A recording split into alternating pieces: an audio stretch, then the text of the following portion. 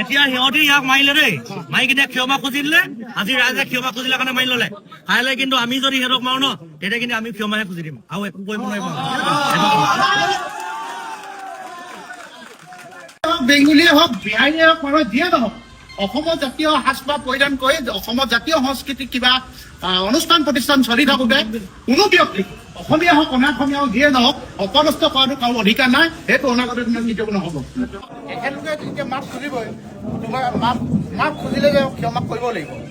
আৰু অনাগত দিনত চেক মিলে নকৰো খালি দেই, হেৰিটা বহুত ইজ্জত যোৱাইলা গম পালা, এনেকে মাৰিব নালাগে। আৰু এই সংঘাতটোৱে উদুবচিত ব্যক্তিগত সংঘাত যাতে মুখত মনত আশে জোতা লৈ কালি তাৰিখ হ'ব কিন্তু থাকিব নালাগে। এই কথাটো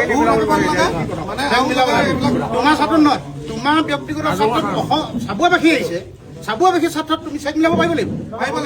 চাবুৱাবাসী ছাত্ৰত চাবুৱাবাসী তোমাৰ ছাত্ৰত আহিছে। ভুল কৰিলে ছাত্ৰ সন্থাই একেলগে ছাত্ৰ সন্থা জেগাত ৰাখিবনে?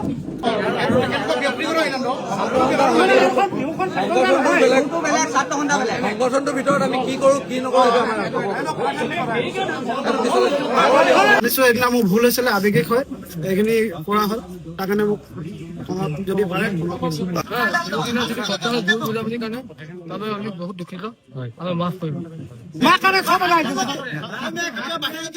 ইয়াক মাৰিলে কাৰণে ইহে মাফ খুজিলে, ইয়াক খুজিছে।